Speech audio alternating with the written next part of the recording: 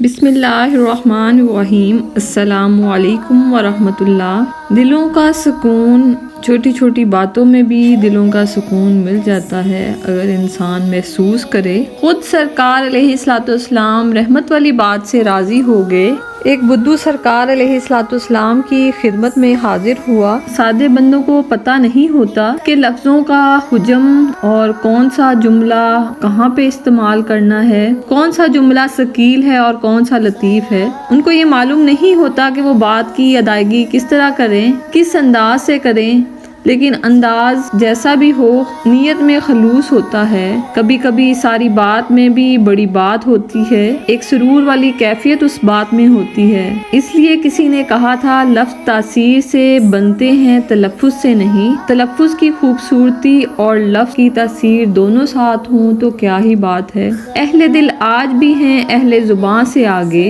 امام غزالی فرماتے ہیں، ایک بدھو تھا، سادہ سا بندہ تھا، حضور پاک صلی اللہ علیہ وسلم کی بارگاہ میں آیا اور کہتا ہے، یا رسول اللہ صلی اللہ علیہ وسلم، قیامت کے دن حساب کس نے لینا ہے؟ تو محبوب کریم صلی اللہ علیہ وسلم زیر لب مسکرائے اور بولے، حساب تو اللہ تعالیٰ نے لینا ہے۔ وہ بدھو مسکرانے لگا اور کہنے لگا، پھر تو خیر ہے۔ تو کریم محبوب فرمانے لگے، اس کا کیا معنی ہے؟ تو کہنے لگا، کریم جب غالب آتا ہے تو معاف فرما دیتا ہے۔ یعنی کہ اللہ کریم کی صفات میں بھی کریم ہے کہ کریم جب غالب آتا ہے تو وہ معاف فرما دیتا ہے۔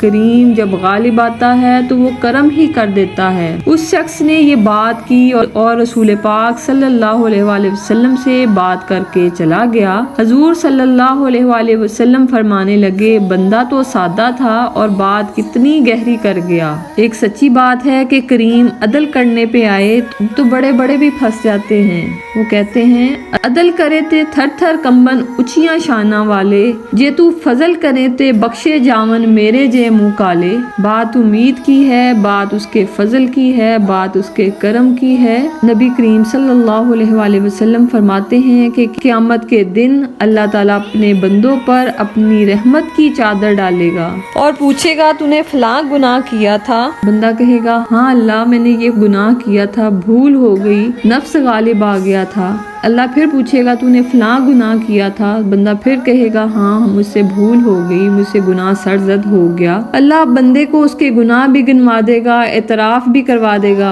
اور پھر جب رب کریم اپنے بندوں پہ کرم کی تجلی ڈالیں گے تو پھر کہیں گے، جا بندے جا، میں نے تجھے معاف فرما دیا۔ اللہ کریم ہمیں اپنے فضل و کرم اور رحمت سے نوازے اور ہم پر اپنے کرم ہی کی تجلیاں ڈالیں، ادروائز ہمارے اعمال بہت کمزور ہیں۔ جس طرح دنیا میں اللہ نے ہمارے عیبوں پہ پردہ ڈالا ہوا ہے، اسی طرح آخرت میں بھی ہمارے گناہوں پہ پردہ پوشی فرما کے ہماری بخشش فرمائے۔ آمین۔ جزاک اللہ الخیر۔